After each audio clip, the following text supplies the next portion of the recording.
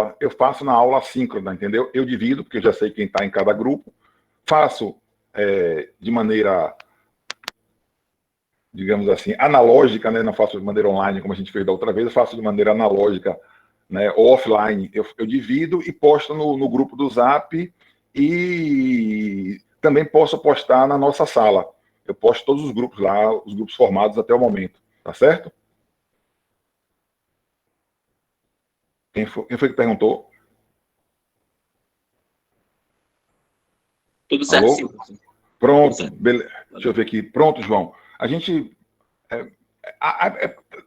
na verdade, não é perder, né? Mas não vamos gastar nossa aula com assunto de aula mesmo, entendeu? Se der tempo, a gente fala. Se não der, a gente faz assim. Eu acho que provavelmente não vai dar, porque, ó, só para mostrar aqui a vocês. Ih, pô, desculpe, ó, eu não abri aqui o slide do calendário. Essas coisas. Está aqui aberto para mim, não está aberto para vocês. Pronto, o calendário, mas é o que está lá. É esse calendário aqui, ó.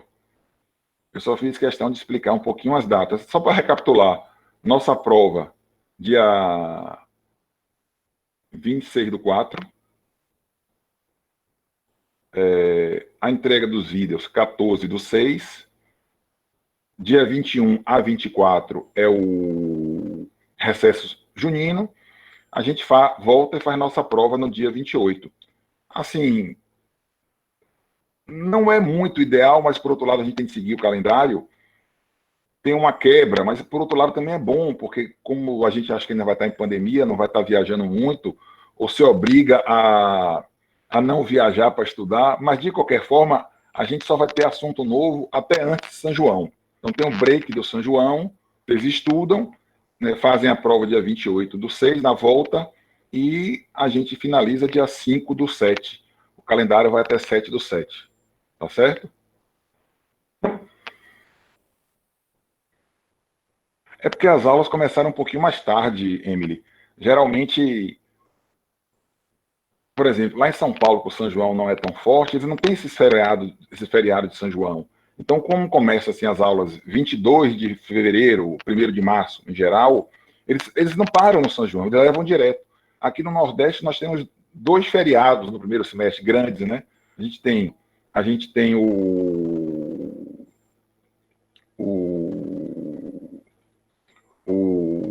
Carnaval e o São João. Como a gente não teve Carnaval esse ano, a gente começou as aulas depois do São João, ou desculpa, depois do Carnaval, inevitavelmente a gente vai passar por cima do São João, como acontece no sul do país. Então, inevitavelmente a gente vai esticar até depois de São João, entendeu, Emily? A explicação basicamente é essa. Então, em relação ao calendário, isso aí está lá no Classroom, vocês pegam lá.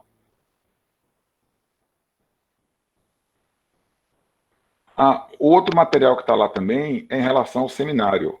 O seminário final em grupo, que eu estou chamando de SFG, deverá ser desenvolvido com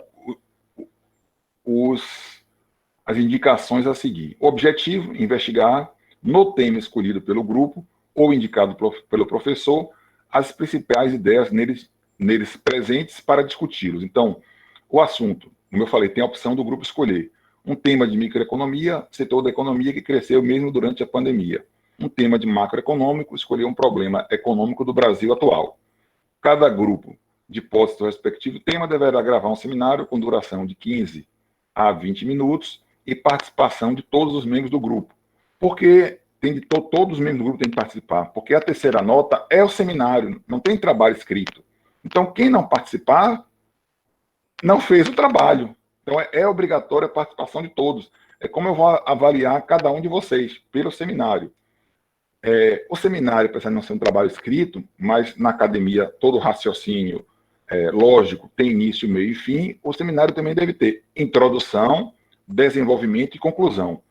O trabalho, como eu disse, não tem parte escrita, mas o grupo, quando me postar o trabalho, vai me mandar também, que eu estou chamando de roteiro, que é alguma coisa em uma página. Não é o trabalho escrito, não. É uma página, que eu estou chamando de roteiro, que terá de ser entregue juntamente com o vídeo, demonstrando quem são os membros da equipe e a sequência dos assuntos abordados. Porque na hora, sei lá, vai que, vamos supor, João fala, meu nome é João, tem 5 Joões na sala.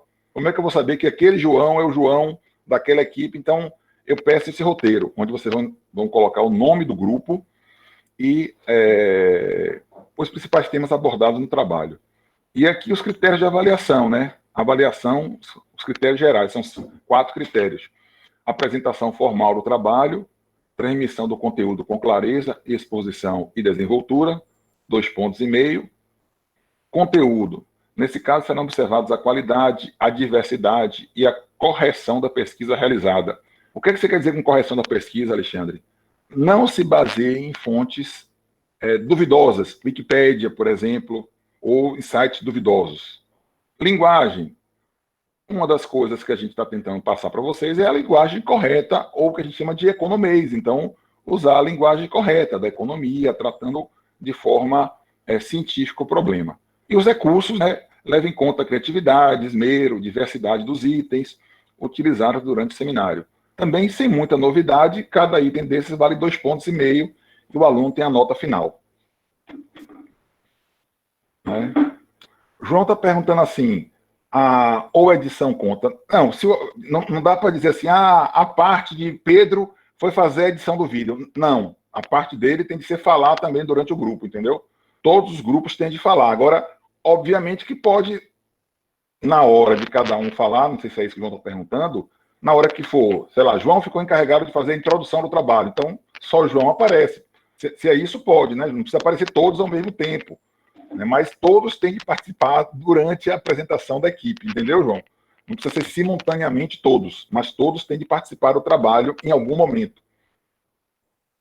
Certo? E assim, não se preocupem se por acaso assim, João começou a falar e ficou meio na dúvida, mas Francisco sabe mais do assunto. Aí Francisco, na hora, pode interromper. João, João falou isso, mas também tem isso, isso e isso. Não tem problema. Eu não vou levar em conta assim a editoração do vídeo, entendeu?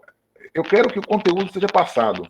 Né? Então, não se preocupe com isso, porque o trabalho em grupo acontece isso também, de algum colega ser mais tímido e se atrapalhar e não falar tudo. Professor? Oi? Esse documento do roteiro, o senhor já soltou no Classroom? Já está lá, está esse documento todo. Está assim mesmo. Atividade 3. Está lá. Atualizar a página. Eu não estava achando, não. Eu postei hoje de manhã. Dê uma olhadinha. Confira lá para mim depois. Se não tiver, você me dá um feedback mais tarde, depois da aula, eu posto de novo. Mas eu acho que eu postei hoje de manhã. Não, eu postei... Hoje de manhã só tem o calendário de atividades. O senhor pode ter esquecido de anexar. Pronto, eu vou dar uma olhadinha então, mas deveria estar lá. Eu coloco de hoje para amanhã. Mas é isso aí. Eu já tinha até falado com vocês rapidamente isso, mas é isso aí. Eu vou colocar então, assim que terminar a aula, tem um intervalo entre essa turma, esse horário de 17 e o horário de 20 e 20, eu vou ir lá e posto. Mas está pronto. É isso aí. O principal é estar pronto. Então vamos lá. Vamos começar então a aula de hoje, né? Vamos falar da curva de demanda. Eu sempre faço questão de colocar as fontes, né? Mankiw, Rossetti, que é outro livro que a gente usa. Para esse material também peguei o livro de Sandoval, Macro e Micro, e também algumas coisas da minha cabeça aí ao longo desses 20 anos dando essa matéria que eu tenho. Esse livro aqui, inclusive, eu acho que eu comentei com vocês, esse livro aqui vocês acham na internet todo em PDF. Certo? Então, também pode procurar. Economia, Macro e Micro, de Marco Antônio Sandoval de Vasconcelos. Está pequenininho aqui, mas o nome é esse mesmo. Deixa eu ver se quando aumenta aqui dá para ler. É isso mesmo, Marco Antônio Sandoval de Vasconcelos. Vamos lá.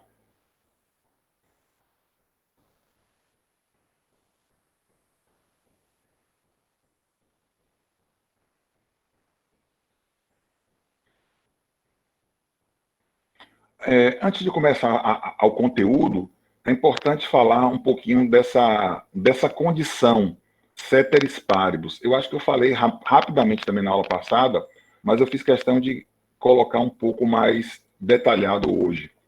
A economia, ela usa de um artifício, que é congelar as demais variáveis e fazer apenas uma das variáveis ser modificadas em cada momento de análise, né? Então, essa expressão vem do latim, né, que quer dizer outras coisas sendo iguais, ou outras coisas constantes, ou como eu coloquei embaixo, né, simplesmente tudo constante.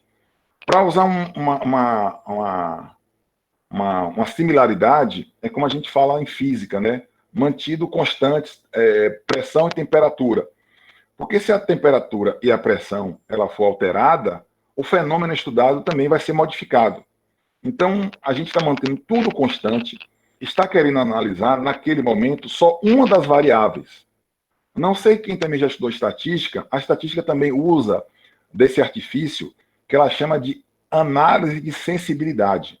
Então, quando você tem um problema ou uma situação que depende de diversas variáveis, usa-se muito isso em política. Por exemplo, eu quero ser candidato a prefeito. Então, vou fazer um estudo. Quais são os principais problemas que a população de Salvador ela acredita que existem na cidade? Elas vão relatar uma série de problemas: segurança pública, educação, transporte, sujeira, etc. Digamos que ficou nesses 5. Aí eu vou dizer, poxa, eu não consigo resolver esses 5. Mas segurança apareceu em 50% dos questionários. Poxa, então eu vou basear toda a minha campanha em segurança pública. Entendeu? Eu tenho diversas variáveis que vão me levar a ser eleito prefeito. Mas como eu não posso, ao mesmo tempo, resolver todos os problemas de uma cidade, eu vou me concentrar naqueles que a população é mais sensível. Por isso que o nome é análise de sensibilidade, aquilo que vai afetar de maneira mais forte a situação que eu estou estudando. Então, a estatística também usa disso. Ela congela as demais variáveis e faz ser modificada, né, ou faz variar só aquela variável que ela está estudando naquele momento. Então, como eu disse, 50% dos questionários colocaram como principal problema da cidade segurança pública. Então, eu vou focar bem em segurança na minha campanha, porque eu sei que essa é a principal variável de mais impacto na resolução dos meus problemas. Vocês conseguiram captar isso aí, essa condição que a economia usa para analisar a importância de cada variável num problema econômico? Sim, sim. Beleza. Ah, como eu falei, ó, nós temos no terceiro slide de 63, por isso que hoje eu pedi um pouco mais de compreensão nesse sentido. Então, só reforçando aqui, a partir da condição ceteris paribus, analisar isoladamente o mercado, supondo que todos os demais mercados ficaram constantes. O mercado em estudo não afeta e não é afetado pelos demais. Eu quero verificar o efeito de variáveis isoladamente, independente do efeito de outras variáveis. Estou dando um exemplo aqui. O preço sobre a procura de determinado bem é independente de outras variáveis, como a gente vai ver daqui a pouco: renda, gosto, preferência e etc. Por exemplo, se eu disser assim, subiu o preço do cinema, o que é que tende a acontecer com o número de vezes que Alexandre vai ao cinema?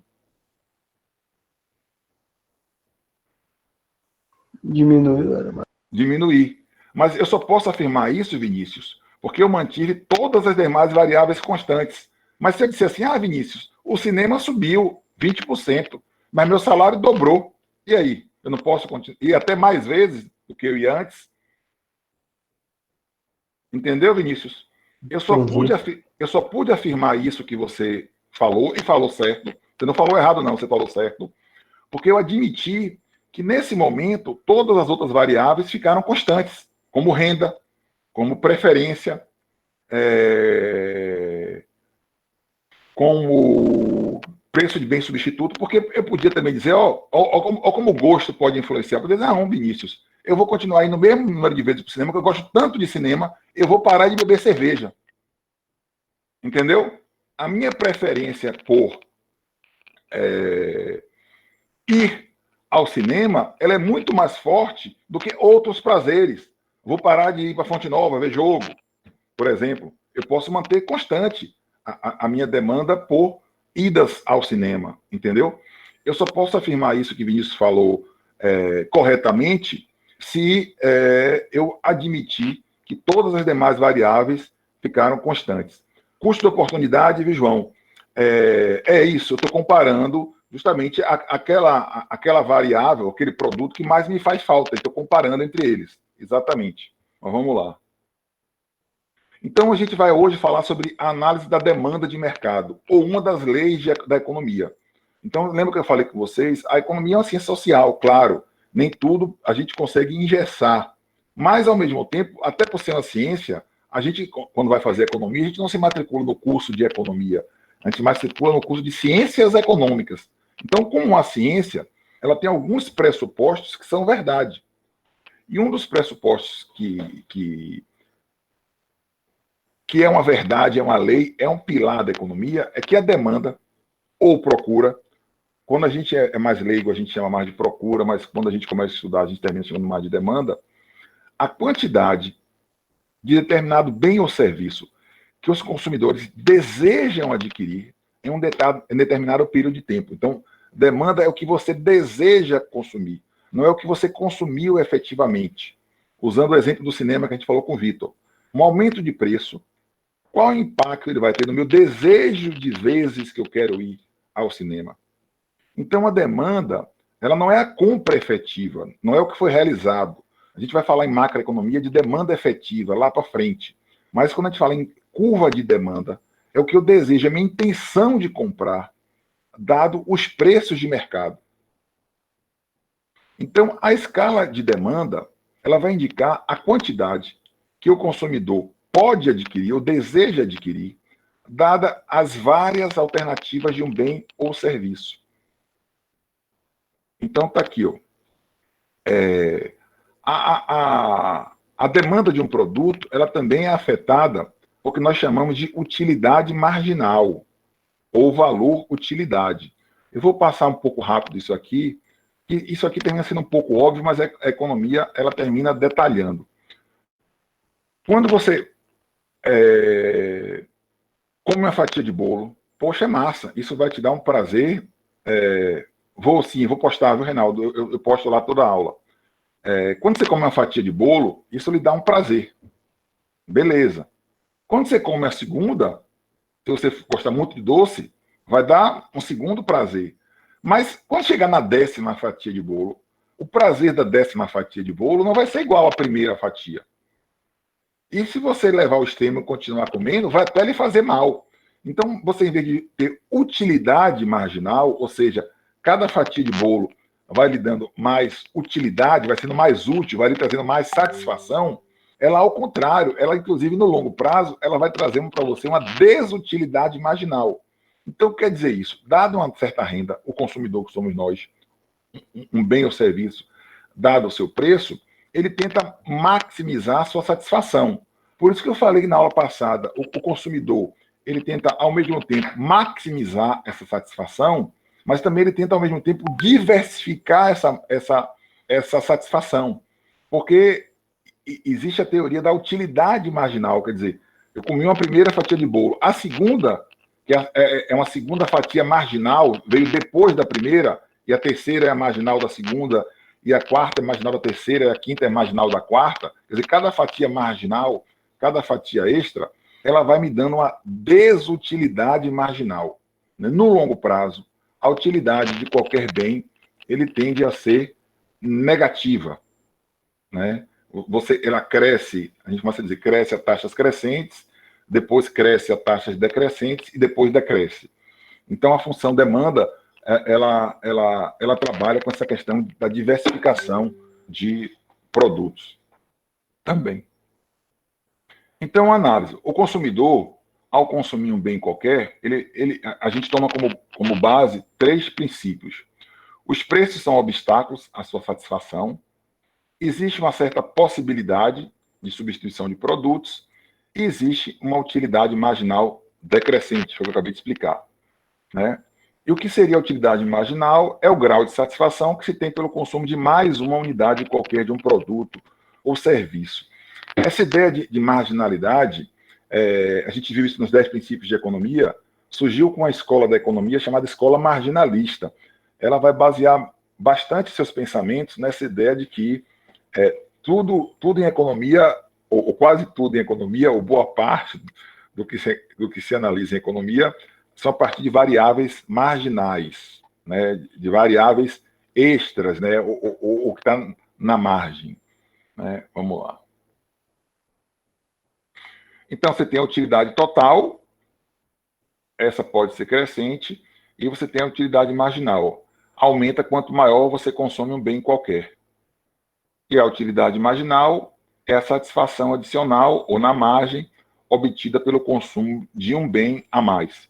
Como eu falei, a utilidade marginal ela tende a ser decrescente, porque o consumidor vai saturando-se daquele bem. Quanto mais ele consome, mais ele tende a ficar satisfeito. Aquele bem trazer menos utilidade para ele. Vou passar isso aqui um pouquinho mais rápido. Então, aqui são as curvas, né? A utilidade total, como eu falei, ela cresce a taxas crescentes, depois a taxas decrescentes e ela se estabiliza. Enquanto a utilidade marginal, ela tende a ser decrescente. Pronto. Então, isso aí é só para explicar para vocês como o comportador ele tende a se comportar. Como eu falei, maximizando o consumo e maximizando a satisfação. Então, tudo isso é que vai orientar a nossa curva de demanda. A gente vai ver na oferta, no final da aula, o que é que leva uma empresa no capitalismo a atuar. Para a empresa é mais simples. A empresa ela vai se guiar no capitalismo pela sua maximização de lucro. Né? Então, o consumidor ele procura duas coisas: maximização de satisfação ou utilidade. Tem livros que chamam de satisfação, tem livros que chamam de utilidade. Tem livros até que chamam de felicidade, porque também isso é uma coisa interessante. Eu até brinco com meus alunos. O homem é um ser muito complexo. E para analisar o homem, a gente termina dividindo ele em vários pedaços para entender um pouco o que é que o homem pensa, ou entender o ser humano. Então, a economia, ela tenta dar esse recorte material no ser humano. Ela tenta analisar o que vai satisfazer o homem, mas tomando como princípio apenas o consumo de bens, apenas esse lado material. Ela não está levando em conta outras coisas que também satisfazem a gente, ser humano, por exemplo. Poxa, me satisfaz muito... deixa eu ver... apaixonado. A economia não mensura. A economia não mensura. Ela vai mensurar, ou tenta mensurar, ou tenta entender, a partir da sua renda, que bens materiais você pode comprar que vão lhe satisfazer, ou vão lhe fazer feliz, ou vão lhe trazer utilidade. Então, a economia dá esse recorte um pouco material aí no ser humano. Eu fico até brincando. O homos econômicos, que a gente falou também na aula passada. Então, vamos lá. Vamos tentar agora, então, construir a curva de demanda, ou entender um pouco a demanda, ou entender um pouco essa primeira lei da economia. O que eu estava falando antes foram só princípios para a gente entender como o consumidor se comporta. Então, aqui é uma função, primeiro grau, bem simples, onde Q é a quantidade, D, pequenininho aqui, é a demanda, e I é um produto, ir qualquer, um bem qualquer, ir, um bem ou serviço. Nesse caso aí não temos diferença entre bens e serviços. Então, a quantidade demandada de um bem I qualquer é uma função do preço do próprio bem I. Aqui, ó, a quantidade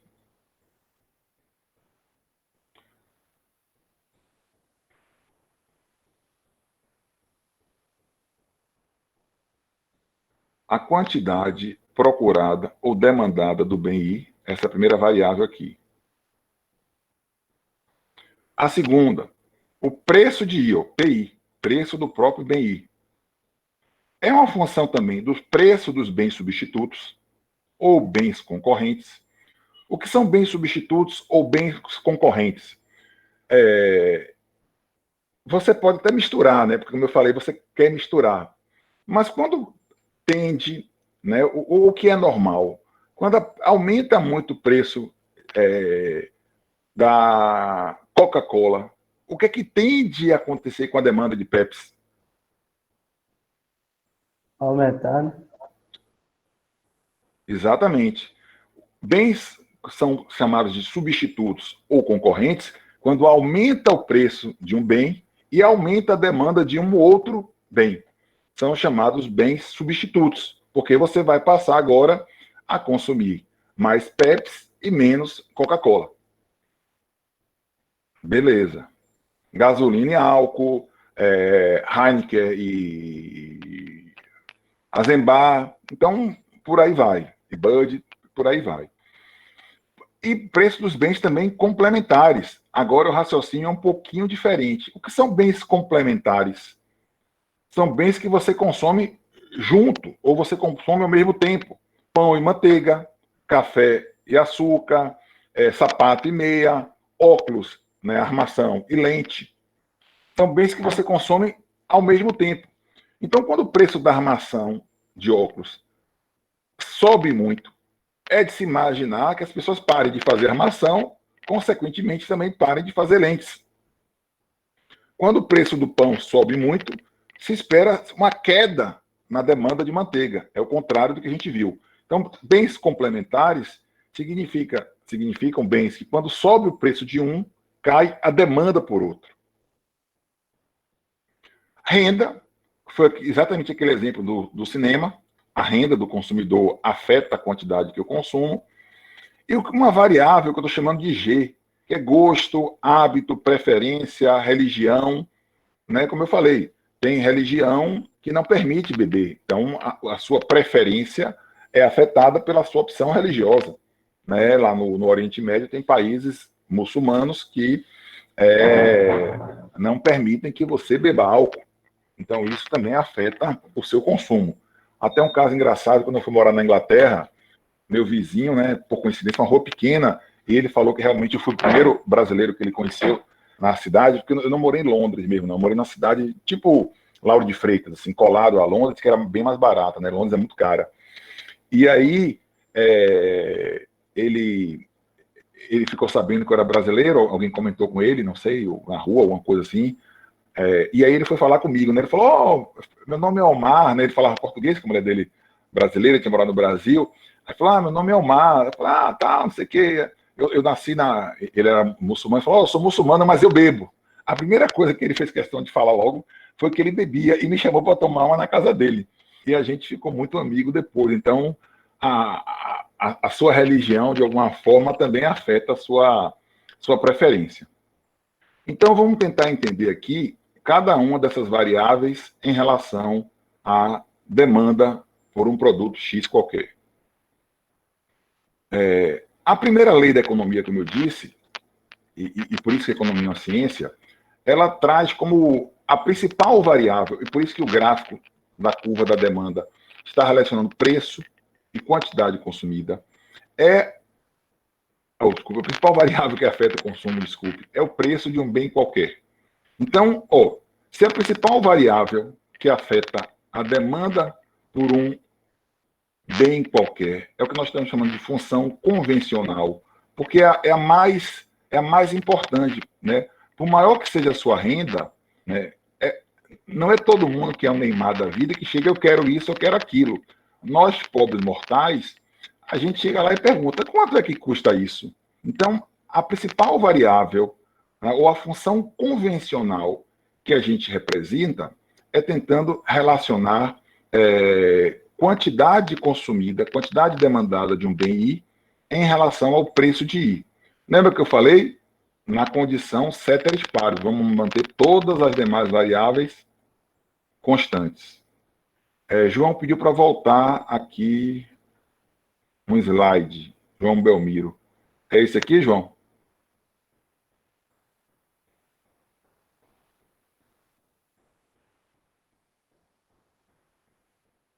Mas vai estar lá no Classroom, não se preocupe em anotar tudo não, João, que é muita informação para você anotar tudo.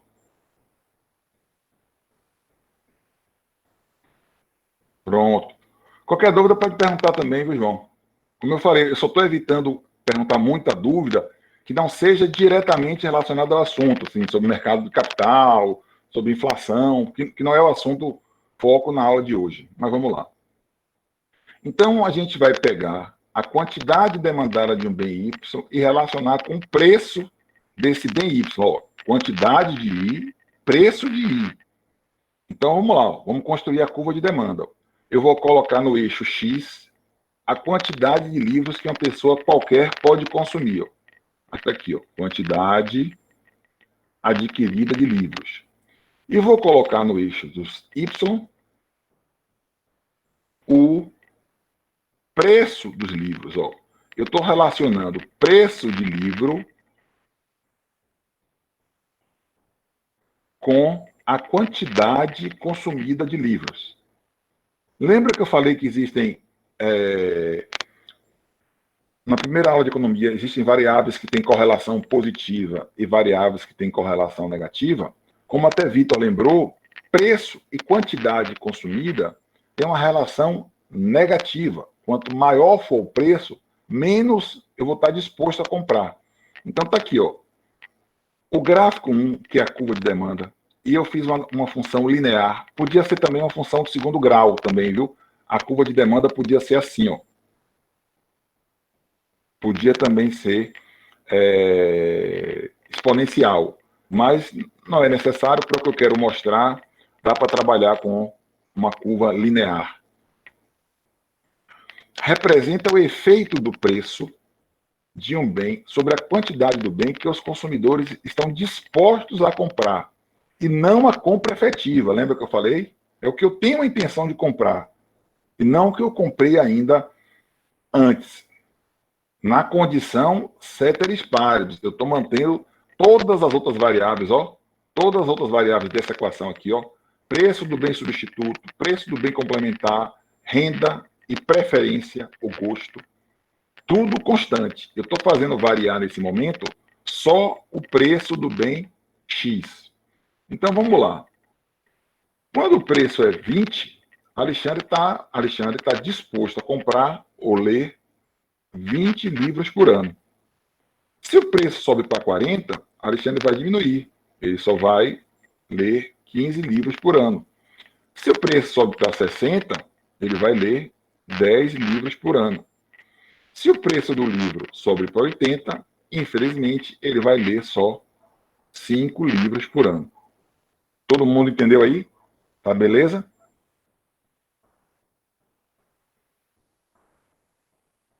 Pronto. Aqui eu coloquei a função quantidade demandada de I. E chamei a atenção para uma coisa. Ó. Você tem uma variável A, que eu coloquei aqui em vermelho, e tem uma variável B. Pô, Alexandre, mas no gráfico você não disse que você vai consumir mais ou menos a depender do preço do bem? Aí eu vou dizer, isso é uma meia-verdade.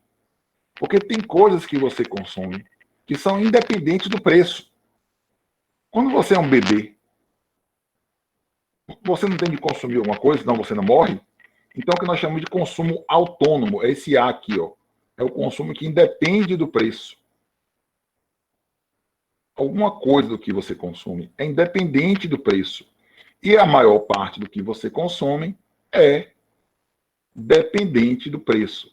Numa relação negativa aqui, ó, o sinal de menos. Por quê? Quanto mais isso aqui cresce, menos isso aqui tende a ser. Todo mundo conseguiu entender? Esse A e esse B dessa equação aqui?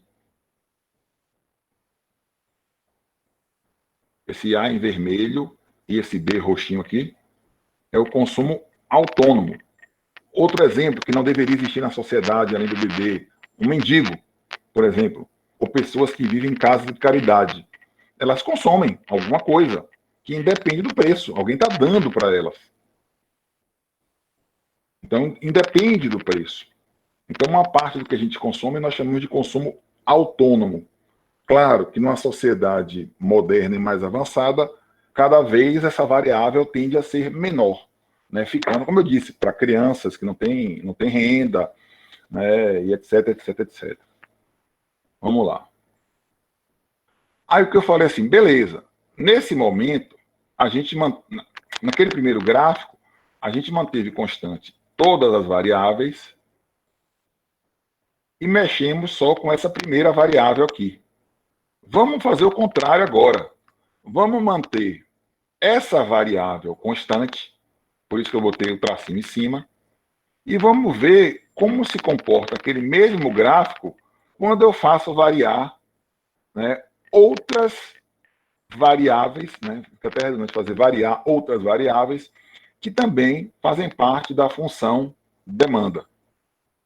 Eu acho que foi João que perguntou se era multiplicando, não. Aqui é uma variável, outra variável, outra variável e outra variável e outra variável. Entendeu, João? Vamos lá. Então, eu vou pegar o preço do bem substituto. Então, eu estou dando como exemplo aqui, faz de conta que esse nosso produto Y, ou esse produto I que a gente está analisando agora, é margarina e manteiga. São bens substitutos. Né? Numa economia normal, a manteiga substitui a margarina. Então, vamos pegar agora dois bens substitutos e vamos manter preço de I, preço do bem complementar, renda e preferência constantes. Como é que eu represento isso no gráfico, Alexandre? Se vocês olharem com cuidado, vocês vão ver que o gráfico anterior, o deslocamento, foi ao longo da curva, foi desse ponto aqui A para o ponto B, para o ponto C, para o ponto D. Quando nós fazemos variar agora uma outra variável que não o preço do próprio produto. Espera aí, vou voltar aqui. Espera que eu bati aqui e me atrapalhei. Desculpe. Pronto. Quando eu faço variar aqui no meu gráfico,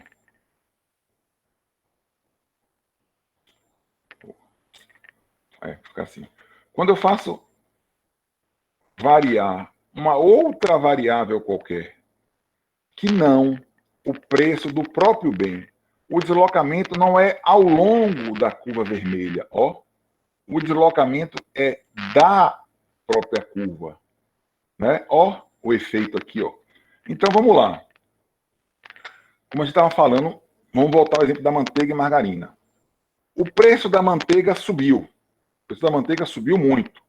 O que é que tende a acontecer com a demanda de margarina?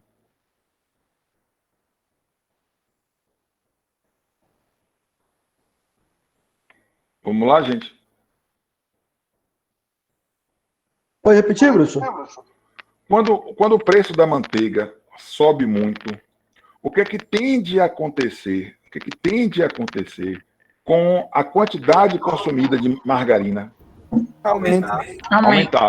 Então, foi exatamente o que aconteceu aqui, Aqui, digamos, seja a curva de demanda por margarina. O vermelho é a curva de demanda por margarina. Só que o preço da manteiga subiu. Então, quando o preço da manteiga subiu, não foi o preço da margarina que variou. O preço da margarina está constante.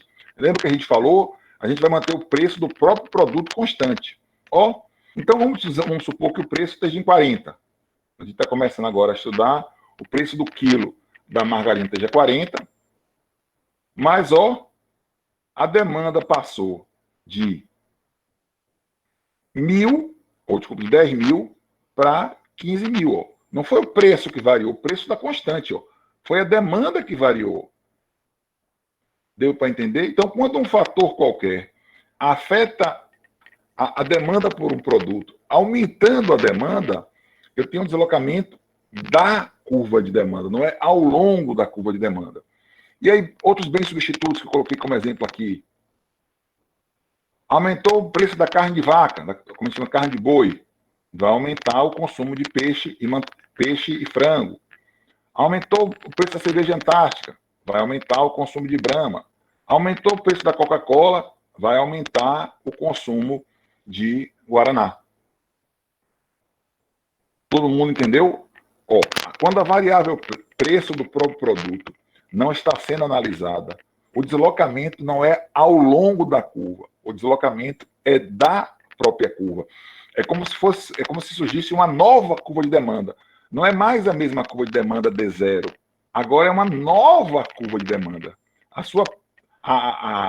É uma nova demanda que está surgindo. Não é mais a mesma demanda D0. É uma outra demanda. E vamos imaginar o contrário. Agora, em vez do preço da manteiga subir, vamos supor que o preço da manteiga caia. Olha o que tende a acontecer. Se o preço da manteiga cai, as pessoas vão passar mais manteiga do que margarina. Ó, a curva, em vez de se deslocar para cima, a curva vai se deslocar para baixo. Professor, Aqui, ó. O preço está constante em 40, ó. O preço da margarina está constante. Mas como manteiga caiu, houve um efeito de substituição.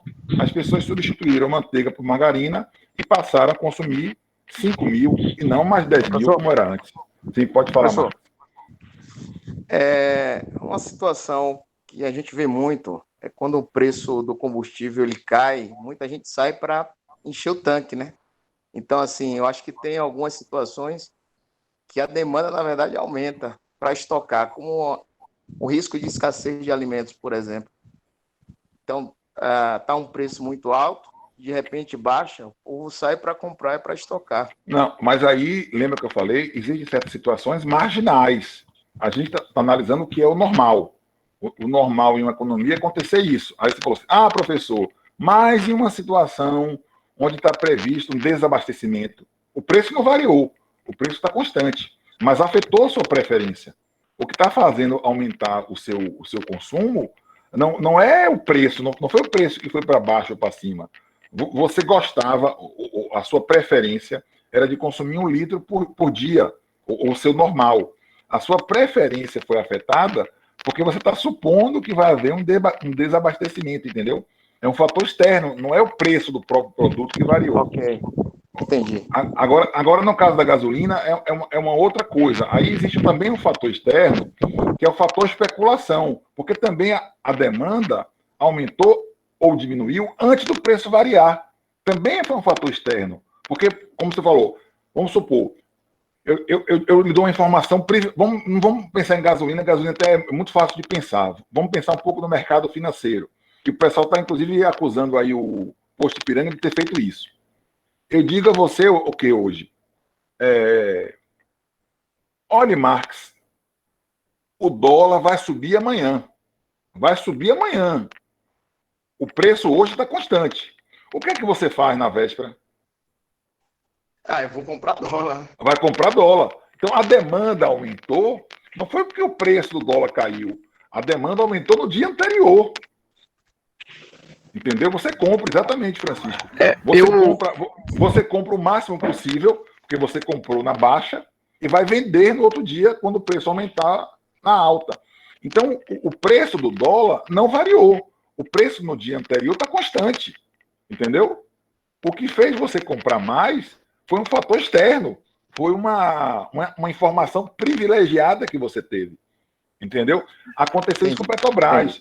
Uma empresa que nunca tinha feito isso, nunca tinha operado na Bolsa nesse sentido. Desconfia-se que ela teve uma informação que a Petrobras ia mudar a presidência, tem uma variação nas ações, ela comprou ou realizou muito antes disso aí. Foi um movimento estranho. A Bolsa está avaliando isso aí. Então, a gente podia, só para complementar, então a gente podia também, viu, Marx, podia colocar uma outra variável aqui, a variável especulação. Eu posso consumir mais ou menos, a depender do grau de especulação que eu tenha em relação ao preço do produto. A minha perspectiva em relação ao futuro. Certo. Professor, Entendi. só uma dúvida. Eu não consigo ver especulação no caso que Marx trouxe, não. Porque o que ele disse é algo que é um fato, né? Tipo assim, se o preço da gasolina cair, vai ter grande procura, vai aumentar a demanda. Isso também é porque a gasolina não tem um substituto, né? Principalmente se você tiver um carro que não é flex, por exemplo. Mas veja bem. Mas veja bem, substituto, caindo o preço, a demanda aumenta. A gente viu aí, principalmente, por exemplo, a gente podia falar sobre as especulações que tiveram na greve dos caminhoneiros, né? Porque ali realmente ia faltar gasolina, né? Então aí acho que eu entendo como uma forma de especulação. Mas do jeito que está a gasolina, quando abaixa, há uma grande demanda. Mas se eu disser para você, ó, Davi, a gasolina vai cair ao longo do mês. Você vai no outro dia, vai encher o tanque? Não, você vai esperar chegar no 30º dia e aí sim você vai encher o tanque. Sim, É quando o preço estiver mais baixo. Entendeu? Sim. Só que o caso que o Max falou é quando realmente abaixa o preço, que eu entendi. Sim, mas aí a gente está mantendo tudo mais constante. Ele vai encher o tanque porque o preço baixou. É o fator especulação que está afetando Só a que demanda. está variando é o preço. Só que está variando é o preço. Mas ele só vai variar no outro dia. E confirma o que eu estou dizendo. Ele botou mais porque o preço aumentou. Ou ele botou mais porque o preço caiu. Aí é o primeiro caso, na verdade. Aí Sim, é o primeiro caso, não é o caso é o primeiro caso, certo. Não, é porque eu analisei o contrário do que o Max falou. Ele falou baixando, eu analisei subindo. Por exemplo, por exemplo, se o jornal de 6 horas, aquele jornal local, fala assim, o preço vai subir amanhã. O que é que você faz hoje? Você sai correndo, pega seu carro e enche o tanque. Entendeu? Para amanhã, quando subir, seu carro está com o tanque cheio. Sim. Realmente é o primeiro caso, ele não se enquadra no segundo porque a gasolina quase que não tem substituto, né? A não ser que tivesse outra fonte ou que seu carro fosse flex, por exemplo, e o álcool não tivesse uma subida junto com a gasolina, por exemplo. Ou GNV, né? Certo. Não, tranquilo. Aí realmente tem verdade. É porque a gente está tão acostumado a subir e nunca cair, que quando ele falou, na minha mente veio logo o caso da gasolina subir. É uma utopia, né? É um caso ideal que não vai acontecer. Então, assim, mas é verdade. Se eu sei que a gasolina, vamos supor, diga assim, Marx, Davi, a gasolina e Marx, a gasolina vai cair amanhã. Você vai esperar. Você vai esperar, não vai encher o tanque hoje e vai esperar para amanhã para encher. Verdade. Mas aí é o primeiro caso. Você consumiu mais porque o preço caiu. Entendeu? Sim, sim. Professor, mas também assim, veja bem, isso é uma coisa que todo professor fala, mas é verdade nesse caso. A gente está separando aqui para efeitos didáticos. Mas claro que as coisas se confundem. Porque, por exemplo, você também só vai deixar para encher amanhã se a fonte for confiável. Aí, se não for uma fonte confiável, foi um amigo que falou, esse cara não entende nada de economia. Então, assim, termina na prática se misturando tudo. A condição ceteris paribus é para a gente analisar cada variável. Então, assim, eu concordo. Né? A gente está usando esse caso hipotético da fonte ser confiável, da gasolina baixar, o que não é tão comum, etc, etc, etc. Mas vai lá. Não, eu entendo, porque a gente também tem que aprender, né? E para aprender é super didático mesmo, manter tudo constante e variar só uma, né? Agora, na realidade é muito complicado, né? Porque o economista vai ter que lidar com várias variações dessa função. E outra, essa curva de demanda ela realmente não foi atualizada não, porque o senhor colocar a especulação ali como um argumento da função faz todo sentido, né? Porque a gente vê isso o tempo inteiro no mercado financeiro, né? Ela poderia estar aí, né, para compra de ações, para compra de uns bens que a especulação teria, ela seria uma variável dessa função. Né? Lembra que eu falei logo no comecinho? Eu estou simplificando, assim, se a economia já simplifica para mostrar o que ela quer, eu estou fazendo a simplificação da simplificação. Porque eu podia botar uma outra variável aqui, a taxa de juros. Entendeu? Entendi. Porque se a taxa de juros está muito alta, o que tem de acontecer com a demanda? A demanda cai, né? Cai, porque tudo aquilo que você vai financiar, se é alguma coisa que você não consegue comprar à vista, tende a ficar com um preço maior. Então, se a taxa de juros está alta, a demanda também tende a cair. Eu podia colocar uma outra condição aqui, vou chamar aqui de condições de pagamento. Por exemplo, tudo aquilo que eu posso dividir, eu tendo a comprar mais. Entendeu? Sim, com certeza. Então, assim, eu fico até brincando quando eu tenho mais tempo, quando é em economia para administração, que eu tenho um semestre todo para falar isso. Na verdade, a gente podia ficar imaginando outras variáveis aqui que fossem esticar essa função a criatividade a seu limite, entendeu? Mas, assim, eu estou pegando as que são mais comuns dos livros de economia, que é o preço do próprio produto, preço do bem substituto, preço do bem complementar, renda e a preferência. Mas, como eu disse, a gente pode botar o fator especulação, pode botar o fator taxa de juros, pode botar o fator condições de pagamento. A gente pode, inclusive, desagregar esse fator gosto, né? Pode dizer assim, posso botar aqui a saúde. Por exemplo, eu mesmo, a minha médica me proibiu de consumir alguns alimentos. Então, a minha condição de saúde está fazendo variar, né? Por exemplo, é o que ela falou. Eu falei, doutora, eu estou comprando óleo de coco, eu gosto de comer ovo frito de manhã, né? Eu falei, doutora, eu até comprei aquele óleo de coco, né, que o pessoal disse que é melhor e tal. Falou, você fritou, todo óleo é igual. Do óleo de coco, dizem que é o melhor, in natura, até manteiga mais gordurosa que tem, fritou, ficou igual. Então, o que você deve Depende fazer da é colocar temperatura, menos. professor. Não, mas foi o que ela falou, né? Estou tomando aqui como verdade, eu sou leigo. Aí ela falou assim, você fritou, você, como é o nome? Saturou. Então, para efeito de dieta, isso vai mudar muito pouco. Vai mudar muito pouco. Então, assim, você, em vez de comprar óleo de coco que um litro custa R$ 40, compre manteiga mesmo, normal, que custa R$ 14 o pote de meio quilo. Agora, bote pouquinha, compre uma Tefal boa e bote pouco. Entendeu? Então, para efeito do que você vai ganhar e perder com esse ovo frito, não vai mudar muito. Então, ela afetou a minha preferência, independente de ser verdade ou não, viu, Davi? Que eu não manjo muito disso. Mas a minha preferência foi afetada, ou ela podia simplesmente proibir, você está com açúcar alto, eu vou tirar de você açúcar e carboidrato. Ou tirar, ou diminuir bastante, entendeu? Sim, Então, faz todo assim, sentido. Imagina uma sociedade com colesterol alto, né, e todos os médicos receitando que não comam alimentos com muito colesterol, a demanda ia mudar bastante, né? A demanda tende a cair. Então, assim, a gente podia ficar aqui desagregando essa função em muitas variáveis. Mas, lembra que eu falei no começo? Algumas coisas nós vamos fazer uma certa simplificação para mostrar o que a gente quer, no fundo, mostrar. Que a principal variável que afeta o consumo é o preço do próprio produto. Por isso que a curva de demanda ela é construída inicialmente colocando no eixo Y o preço do produto e colocando no eixo X a quantidade desse produto consumida. Então, por isso que a curva de demanda é uma curva negativamente inclinada.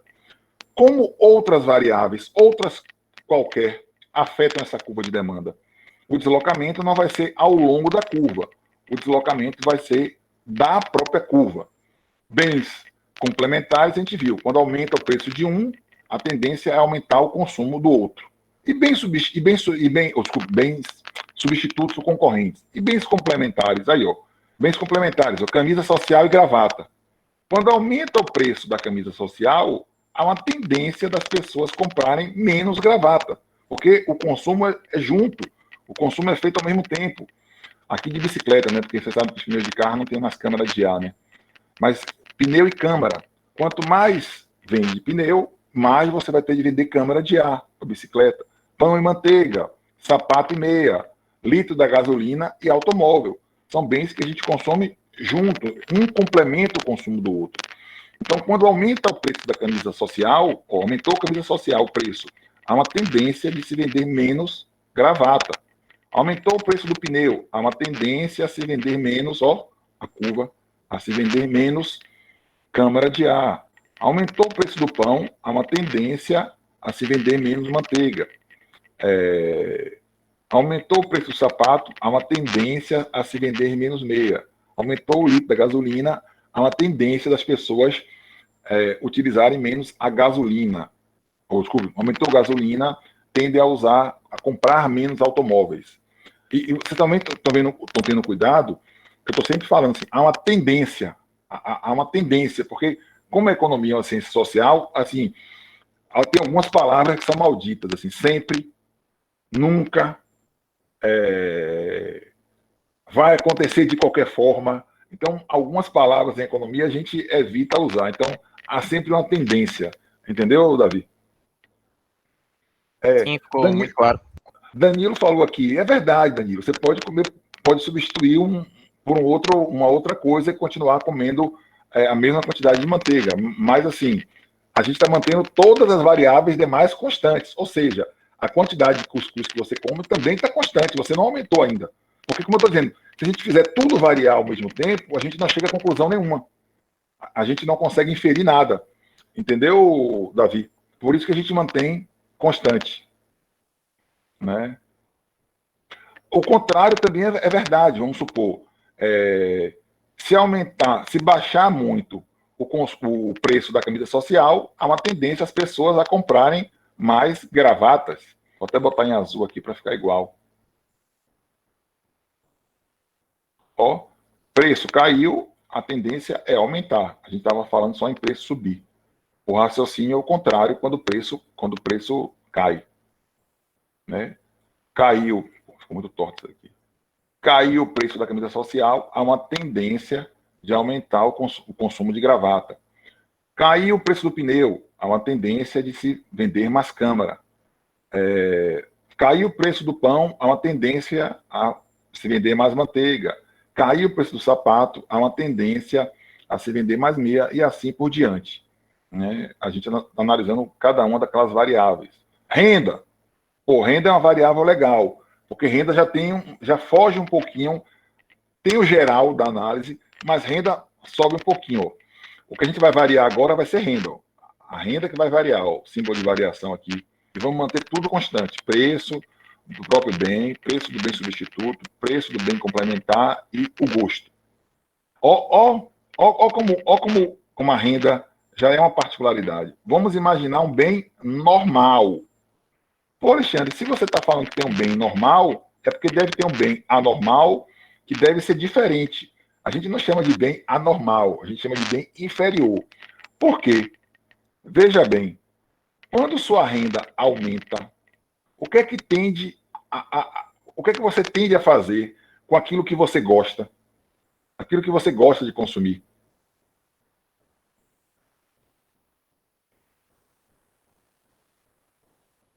Você consome mais. Compra mais. Beleza, José. Isso mesmo. Beleza, Francisco. Consoma mais. Então, esse é o normal. Esse é o bem normal. É o normal de acontecer. Alguns livros também chamam de bem superior. Superior. Por que superior?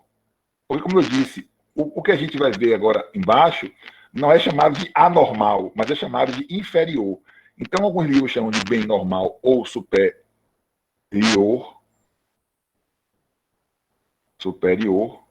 Aí depende do livro. Mas tem alguns bens que, quando a nossa renda aumenta, o nosso consumo tende a cair. Porque são aqueles bens que eu até fico brincando, que a gente consome porque a gente é quebrado. Por exemplo, poxa, eu sou estudante. Em geral, estudante anda de ônibus. Me formei, comecei a trabalhar, passei a ganhar mais, eu vou agora andar de carro. Há uma tendência a eu consumir menos passagem de ônibus. Poxa, eu sou estudante, eu consumo lá carne de segunda no meu churrasco de final de semana. Poxa, me formei, sou engenheiro, passei a ganhar mais, agora vai rolar picanha. Há uma tendência a eu reduzir o consumo. Então, esses bens, quando a renda aumenta e o consumo cai, nós chamamos de bem inferior. Então, que vai ser um outro tipo de análise no gráfico. Né?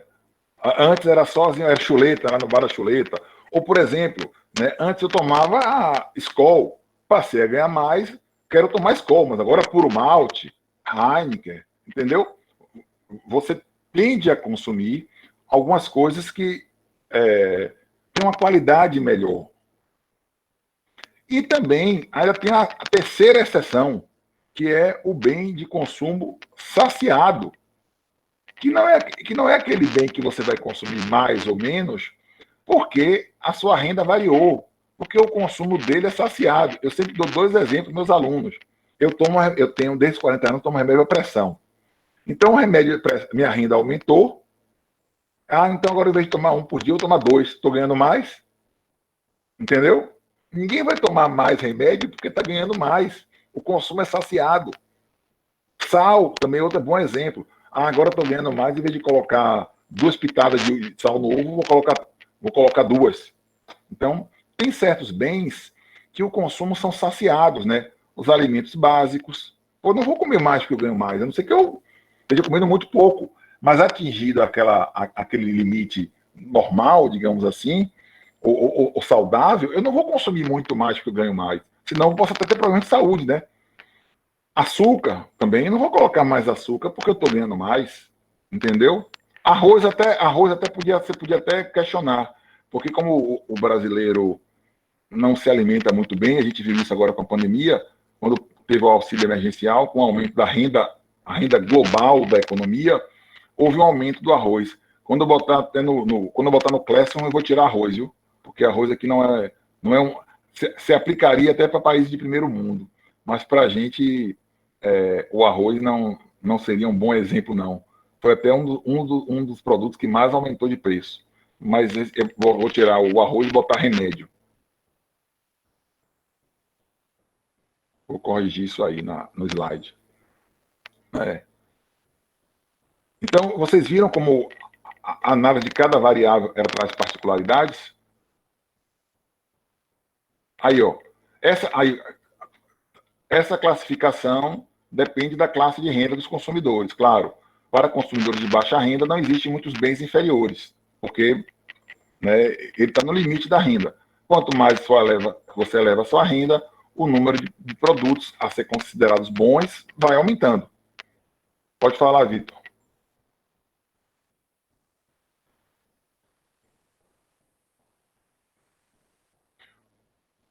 Ó, Vitor,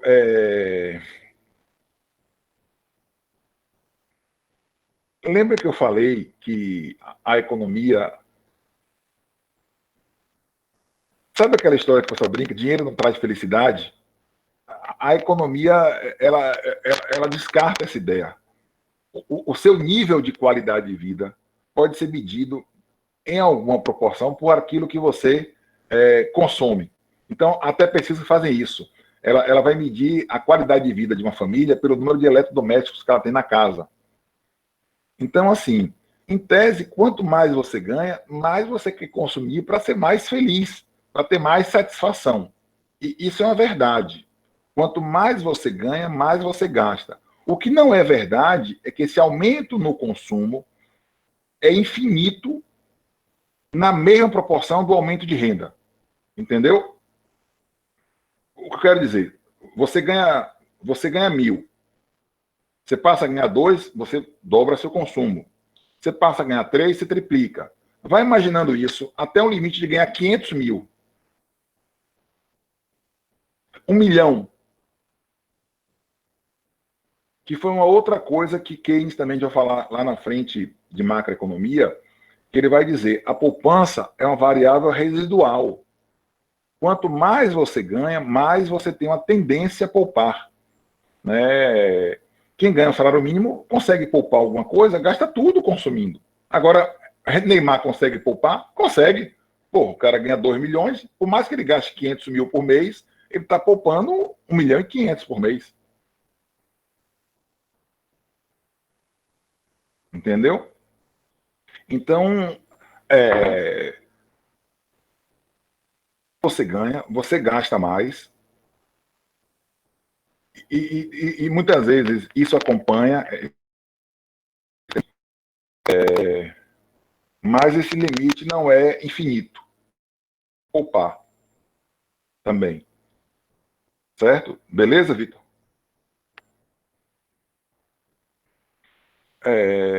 Então, aqui, ó, para um bem normal ou superior, quando aumenta a sua renda, a curva do consumo se desloca para cima. Ó, você consumia a um preço de 10, vamos dizer que estava constante, você consumia aqui 3. O preço está constante, o preço está em 10, mas agora o seu consumo passou para 6. Por quê? Porque agora você ganha mais, você consome mais. Isso para um bem normal ou superior.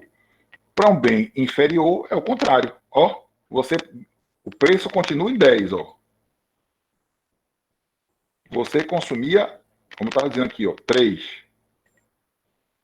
Sua renda aumentou, você passa a consumir, você consumia aqui 6. Desculpe. A 10, seu consumo era 6. Você passou a ganhar mais, passou a consumir menos, é um bem inferior, passou a consumir 3. E um bem de consumo saciado? Pronto, você continua consumindo na mesma proporção. É 10, você passou a ganhar mais, você continua consumindo 6. Não variou em nada seu consumo. Aí é um bem de consumo saciado. E o gosto, professor? O gosto, né? A gente manteve tudo constante, ó, e vamos agora fazer variar o gosto. Aqui, ó, vamos lá. Estou dando um exemplo aqui um exemplo de um bem onde a preferência foi afetada para menos e uma outra coisa, digamos, que foi feita uma campanha para tomar leite, por exemplo. Leite é bom. Então tá aqui, ó. Foi feita uma campanha por parte do governo federal que fumar era ruim. Então o que é que tende a acontecer da curva que estava aqui em D0? A curva tende a cair, ó, a preferência. Ó. Não foi o preço do maço do cigarro que aumentou ou caiu. O que está variando agora o consumo é que o governo passou a botar no maço de cigarro que fumar dá câncer, e propaganda, leis que restringem fumar em ambiente fechado, tal. O preço não variou, o preço está o mesmo. O que está variando agora é a sua preferência. Por outro lado, o governo fez uma campanha, não, beber leite é bom, leite protege de osteoporose e outra coisa qualquer, então, ó, leite faz bom para a saúde, ó, o consumo de leite aumentou. Não foi o preço do litro que aumentou para mais ou para menos. A sua preferência aumentou, certo? É isso, gás de cozinha dá isso mesmo, Francisco. Então, pronto, aqui, ó. Então, eu vou pular aqui, só para. Aqui é o resumo. Então, análise da demanda de mercado. Então, ó, variações na quantidade demandada, né, refere-se a movimentos ao longo da curva da própria demanda, em virtude de uma variação do preço do próprio bem Y. Então, ao longo da curva, variação no preço do próprio bem Y. Variações na demanda, é uma outra demanda agora, não é mais a mesma demanda original, dizem respeito a deslocamentos da curva, ou para cima ou para baixo. Né? Então, aqui são, por exemplo, variações no preço do bem substituto, variações no preço do bem complementar, renda, preferência, né?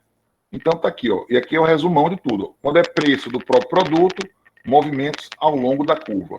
Variações em qualquer outro fator, variações da demanda, deslocamento da própria curva de demanda.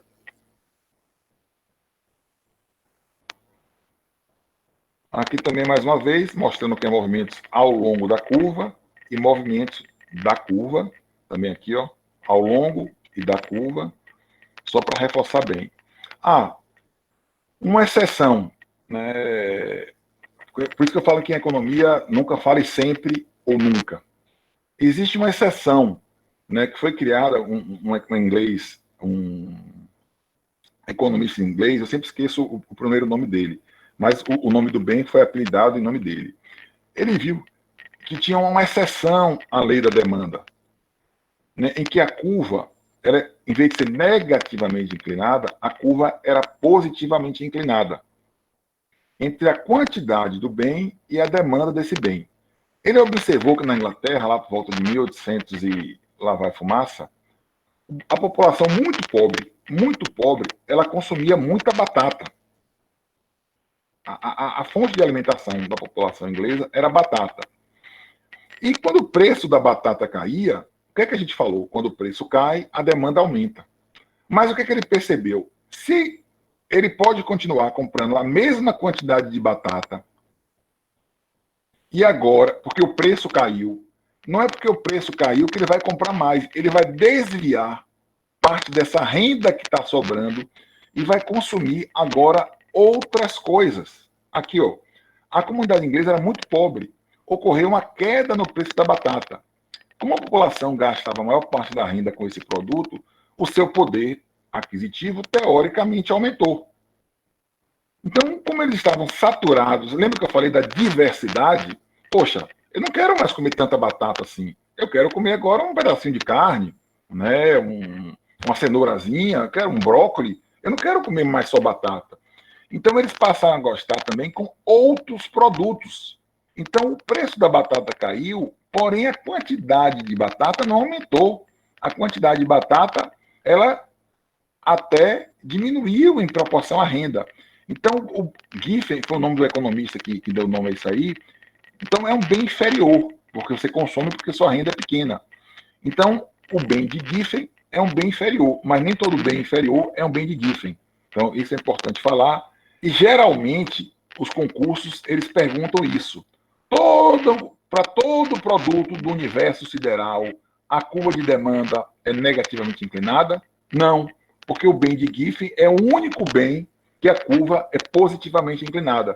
Aí o pessoal vai lá e marca como verdade e erra. Entendeu? Porque o concurso, ele não quer medir o que você sabe, ele quer medir o que você não sabe. Então, em geral, eles gostam de pegar essa pegadinha aqui em concurso. Eu não faço isso na prova, porque o objetivo da prova não é colocar vocês em pegadinha, é ver o que vocês aprenderam, entendeu? Todo mundo conseguiu entender esse bem final aqui, o bem de Giffen, que é a exceção? Pode voltar, por favor, o gráfico, professor? Rapidinho. Aí, ó. A curva de demanda ela não é negativamente inclinada, ela é positivamente inclinada, ó. Dx, ó. Professor, Oi. eu só não entendi direito o porquê esse fenômeno acontece com certos bens específicos. Porque, assim, eles são bens inferiores. Você consome porque você tem uma renda muito baixa. No dia que esse... Porque qual seria o normal? O preço do bem cair, você consumir mais. É o comportamento normal. Mas você está saturado de comer esse bem, porque esse bem, no caso aqui da batata, ele já consome toda a sua alimentação é baseada em batata. Você está enjoado, você quer consumir outra coisa. Então, quando você consegue comprar a mesma quantidade de batata, até um colega botou aqui, ó, vamos supor que o seu normal era comprar, sei lá, 1 quilo de batata e 10 ovos. Você consegue comprar o mesmo quilo de batata com a mesma renda, só que agora sobrou renda para você comprar também ovo. Então, você vai deslocar parcelas da sua renda, que cresceu, né? O mesmo preço estando constante, você vai consumir menos, entendeu? Ou o preço baixando, você vai deslocar parcelas da sua renda para consumir um outro produto, entendeu? Entendi, Entendeu? obrigado. Entendeu, Marcelo? Mas, professor, eu tenho outra dúvida. Mas assim, a demanda de batata não continuaria a mesma? E eles só começariam a consumir outros produtos além da demanda de batata que eles já consumiam antes? Porque eles poderiam consumir outra... Caso não seja isso, eles poderiam consumir os outros produtos junto com a batata antes da queda do preço. Mas aí o que é que você ia esperar? E quando o preço cair, você aumentar. Você agora pode consumir. Porque, vamos supor, a sua renda só dava para consumir 1 quilo de batata e 5 ovos. Agora você pode consumir 800 gramas de batata e 10 ovos, entendeu? Porque a batata caiu muito de preço. Você pode deslocar parcelas da sua renda para consumir outros produtos. Porque agora você tem mais renda sobrando, entendeu? Porque o preço caiu.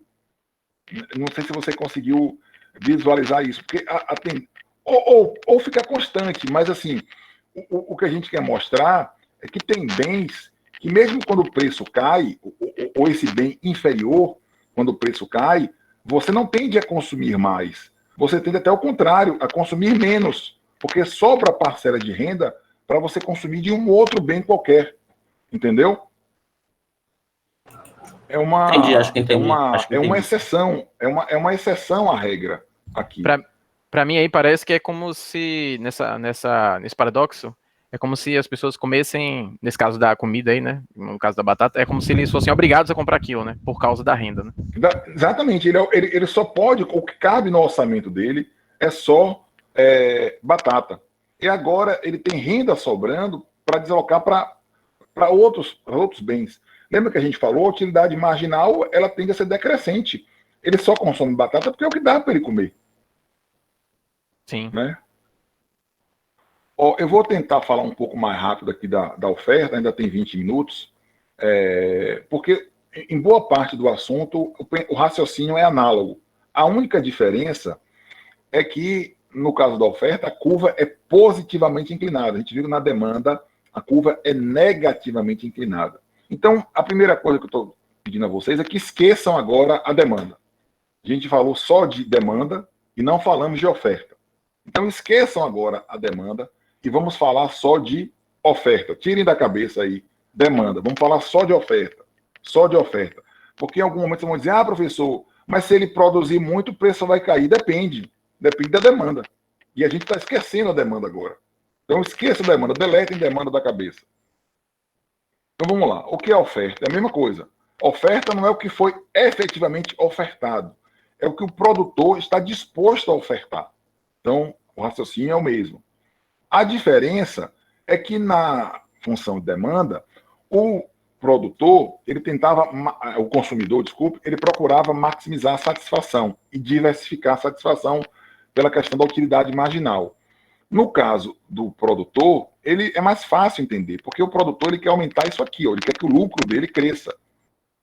Então, quando é que o lucro dele cresce? Quando a receita, faltou aqui o E, quando a receita cresce. O que é receita? Receita é preço vezes quantidade. Então, se o preço aumenta, a receita também vai aumentar. Aí você vai dizer, Alexandre, se o bem... Aí depende da demanda. Esqueça a demanda. Nós estamos falando só de oferta. Então, o produtor, ele vai se guiar por essa maximização do lucro. Ele quer ter lucros cada vez maiores. Eu vou falar de qualquer forma meio rápido, mesmo que na próxima aula a gente retome explicando de novo, porque a gente já ganha esses 20 minutinhos. Então, vamos lá. Mesmo raciocínio.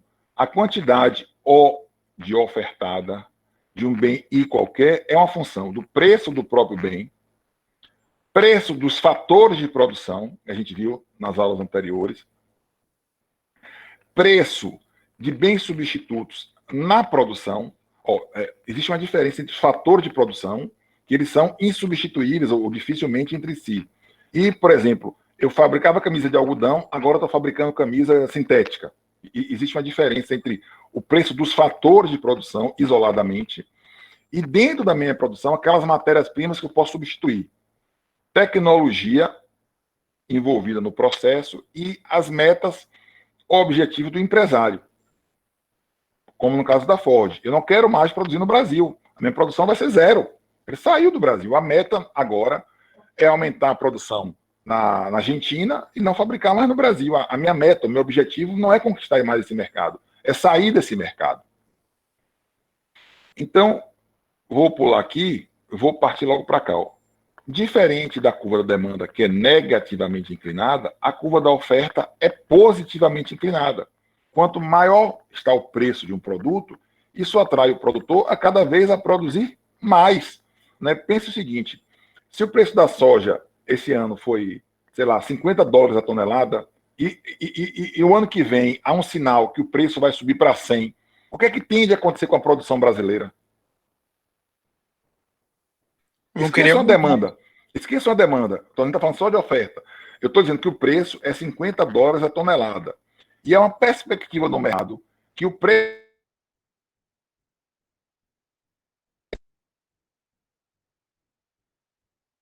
Professor, seu microfone está mudo.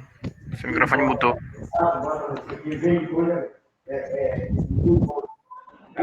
Tá mudo ainda, tá mudo ainda. Tá aparecendo aqui pra gente que tá mudo.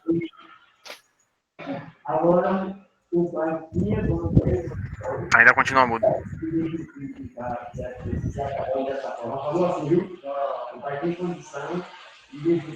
Talvez tenha desconectado aí, tá aparecendo com a informação do botãozinho vermelho aí.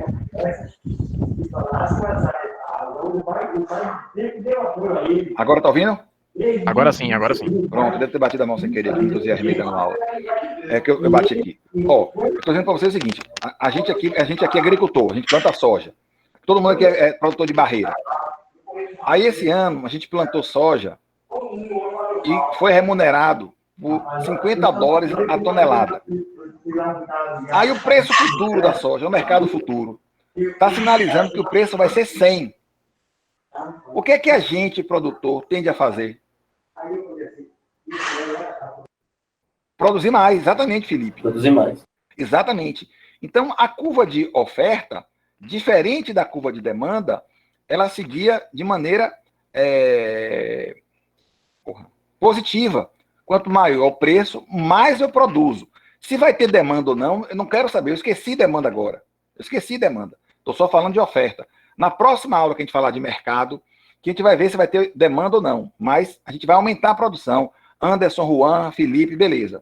Exatamente. Então, se eu sei que o preço do livro vai aumentar, o preço está aumentando, eu, enquanto produtor de livro, né, enquanto editora, vou querer vender mais livro. Beleza. Então, como eu falei, variação. Pô, pera aqui, eu botei errado. Vou apagar isso aqui. Vou corrigir isso aqui também. Quando eu estou admitindo variação. Peraí que é melhor fazer isso. Quando eu estou fazendo variar só o preço de X do próprio bem I, e estou mantendo tudo mais constante, a mesma coisa, ó. Eu tenho deslocamentos. Cadê, meu Deus? Ao longo da curva. Aqui, ó. Ao longo da curva. Quando eu pego qualquer outra variável e modifico essa variável, eu tenho deslocamentos da oferta. Por exemplo, eu descobri uma tecnologia nova. O preço está constante aqui, ó. 60. Mas agora, em vez de encapar manualmente o livro, eu tenho uma máquina que vai encapar. Ó, a produção deu um salto. Agora imagine o seguinte aqui, o contrário. Eu sou produtor rural e esse ano estava esperando chover. Não choveu. Ó, a curva tende a se deslocar para trás. Eu tenho uma tendência a ofertar menos. Ó. Então, a mesma coisa. Ó. A análise é a mesma. Qualquer variação no preço do próprio produto, eu tenho deslocamentos ao longo da curva de oferta. Quando é uma outra variável qualquer, eu tenho deslocamentos da própria curva de oferta. Ó. A curva O, O1 e O2. Tecnologia aqui. Ó. Tecnologia é bem fácil de ver. Ó. Eu estou mantendo constante o preço de I, preço dos fatores de produção, não estou permitindo que você troque um insumo por outro, e estou mantendo constante minhas metas. Minhas metas são a mesma. Só que agora tem uma tecnologia nova. Ó. A tecnologia tende a aumentar minha produção. Aí o governo achou, não, mas agora está proibido você usar tal máquina porque polui o meio ambiente. Aí você volta a fazer com a tecnologia mais primitiva, há um deslocamento para baixo. Há uma tendência a você produzir menos. E assim por diante. Então, só para também fazer a mesma análise que a gente fez em relação à demanda, ó, variações na quantidade ofertada refere-se a movimentos ao longo da própria curva de oferta, em virtude de variação de preço do próprio bem PI. Deslocamentos da curva de oferta em virtude de alterações em fatores de produção, substituição dos fatores, tecnologia ou metas, eu tenho deslocamentos da própria curva de oferta. Aí, ó, o mesmo resuminho da demanda. Ó. Variação no preço do próprio produto, variação ao longo da curva de oferta. Outra variação qualquer, deslocamentos da curva de oferta. Então, resumindo a aula de hoje, ó, a demanda é a quantidade de determinado produto ou bem, ou determinado bem ou serviço, que os consumidores desejam adquirir num determinado período de tempo. Aqui, ó, a função demanda negativamente inclinada. É a função geral da demanda. E a função geral da oferta, a oferta é a quantidade de determinado bem ou serviço que os produtores desejam vender em função do preço. Então, ó, preço do próprio bem, fatores de produção, substituição daqueles bens que você pode usar na produção, tecnologia ou metas. Ó. Função geral da oferta é uma função positivamente inclinada. Né? Na próxima aula, a gente vai ver o mercado. O mercado é justamente juntar demanda mais oferta. Estou juntando, ó, quebra-cabeça. Agora sim, juntamos demanda e oferta. Ó, o mercado. E tem uma curva de demanda. Esse mercado é desde uma feira livre, onde o cara que está ofertando e o rapaz está comprando. Aqui já até já mudou, né? Agora é shopping da Bahia. Pode ser um shopping center. Em algum momento foi até pessoas, né? O mercado modelo. Pode ser o mercado de trabalho, um mercado abstrato, que ninguém está vendo o mercado de trabalho. Pode ser uma teleentrega. Pode ser o Mercado Livre, que hospeda vários vendedores. Pode ser Americanas, que iniciou vendendo só as coisas dela, mas agora está hospedando, que são de parceiros, né? Virou uma espécie de Mercado Livre também. E a Amazon Prime, que você pode, inclusive, demandar filmes, né? Ou nós estamos chamando, tem até uma equipe que vai falar sobre isso, o mercado de streaming. A gente falou tanto em cinema. Então, como eu falei, não ia dar, já acreditei, né? A gente falou só de demanda, falou de oferta um pouquinho mais rápido, e como eu tinha dito, não conseguimos falar de mercado. Na próxima aula a gente fala de mercado, aquele planejamento já foi para a cucuia, porque, como eu tinha mais ou menos imaginado, não ia dar tempo de falar de tudo, mas eu acho que deu para avançar. Alguma dúvida, pessoal? Tô tranquilo. Eu passei um pouco mais rápido pela oferta, mas na próxima aula, como eu sempre faço, eu vou começar a aula fazendo um flashback rapidinho da oferta e a gente vai e entra no mercado, tá bom? Beleza, vai ser bom sim. Pronto. Quem tiver alguma dúvida, também pode me procurar no privado. Eu não posso marcar aula na quinta-feira, porque, como eu disse, há uma orientação da direção para a gente só ter uma aula síncrona por semana. Mas quem tiver dúvida, não tem problema. A gente pode marcar um encontro para tirar algumas dúvidas. Não é aula, não é obrigado a ir. A gente pode tirar algumas dúvidas a partir da leitura, de um texto que vocês leram. Aí me procura no privado e a gente vê se a gente agenda, tá certo? Aí vai ser mais sob demanda. Vai ser mais uma demanda de vocês. Tá bom? Beleza. Beleza, então, Ok. pessoal. Professor, Pronto. a respeito da organização dos grupos, vai ser por WhatsApp mesmo? Ou Pronto, vai ser eu faço como eu tinha te falado. Eu vou amanhã de manhã ou amanhã de tarde. Eu vejo quem está sem grupo e formo os grupos. E aí eu jogo no Zap ou jogo no Classroom, os grupos já formados. Pronto, certo? pronto. Fica no aguardo, valeu. Pronto, beleza, João. Boa noite aí, valeu. Pronto, boa noite, pessoal. Então, um abraço. Boa noite, boa noite. Boa noite. Eu vou ali tomar uma água, que daqui a pouco, 8 horas, tem que dar outra aula.